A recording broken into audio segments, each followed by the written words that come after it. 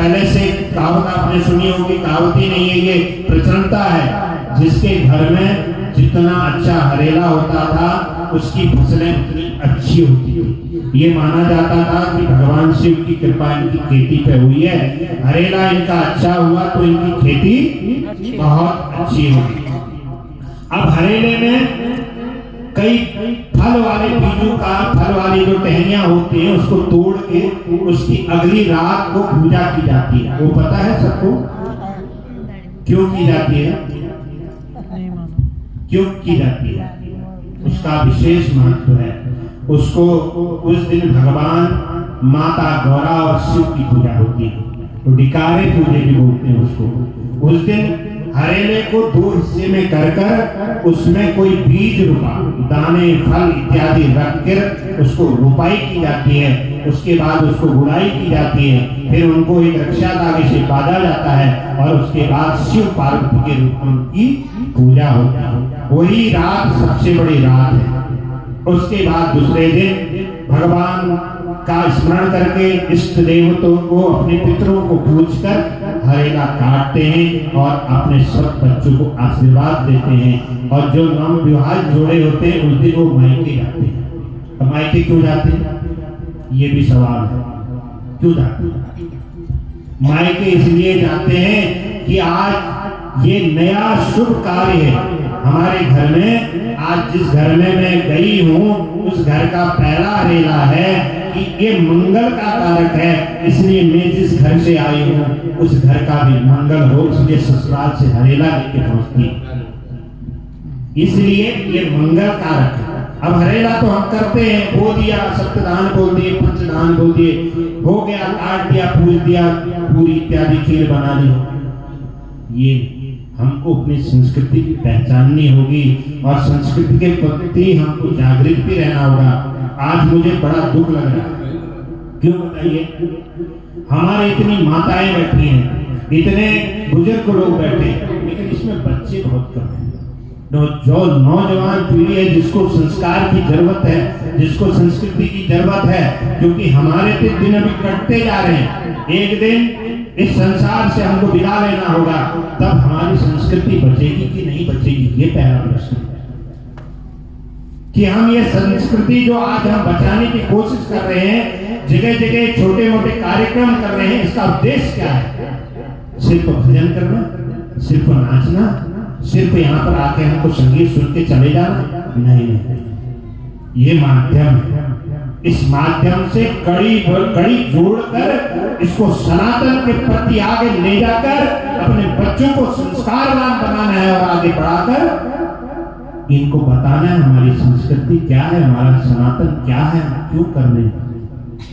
आजकल के बच्चे आपने देखा होगा, आपके घरों में जब बच्चे जाते हैं सुबह उठकर भगवान की तरफ हाथ नहीं जोड़ते, भगवान की तरफ देखते भी नहीं, भगवान के प्रति तिलक भी नहीं लगाते, क्योंकि उनको हमने बताया नहीं। गलती हमारी, हमको पता, उनको बताना चाहिए। बच्चे रोज जाकर भगवान के सामने माथा झुकाया कर, क्योंकि ये हमारी आराध्य है, इसके ऊर्जा से ही हम चल रहे हैं। जो आज धनदार हमारे घरों में है, सौभाग्य है, ये परमपिता परमेश्वर की कृपा है, इसको मत भूलना बेटा। हम कई जगह जाते हैं, लोगों से पूछते हैं आप पितृ पूजा करते हो, उनको पता ही नहीं होता। बड़े अफसोस कि जिस माता पिता ने उस पुत्र को पाला और उसकी रेख देख में अपना पूरा जीवन लगा दिया, और वो जीवन को उसने पूरे लास्ट तक यही रहता रहा कि मेरा पुत्र है, मेरी बहू है, ये मेरा बच्ची है। जिस दिन वो शमशान तक जाता है उसके बाद उसकी यादें भुला दी जाती है। क्या इसी के लिए हम सनातनी? उस माता, उस पिता की दर्द किसी ने पहचाना? वो माता जब बच्चे को पालती, इतनी माताएं हैं, माता रूपी शक्ति मां जगदम्बा इनके अंदर विराजमान है। इनसे पूछिए जब बच्चा पैदा होता है कितनी तकलीफें से पड़ती है, और वही बच्चा कह दे 80 साल, 50 साल, 70 साल की उम्र हो जाए, उसके बाद बोल दे ये बूढ़ी हो गई, इसको वृद्धाश्रम में ले आओ, क्या आपका दिल जिएगा? क्यों? क्योंकि हमने संस्कार नहीं दिया। और जिस दिन संस्कार बच्चे को इस तरह से दे दोगे, वो 70 साल की उम्र जब हो जाएगी, आपको बच्चे की तरह पालेगा। जब आप बच्चा था, आपने उसकी सब गंदगी साफ की, आपने उसको पाला पोसा, जब वो गीला हो जाता स्वयं गीले में सो जाती, लेकिन उसको सूखे में सुलाती है। ये संस्कार उसको देना कि बच्चा, जब हमने तेरे को पाला तो हमने सब कुछ भुगता है, आज तेरी बारी है।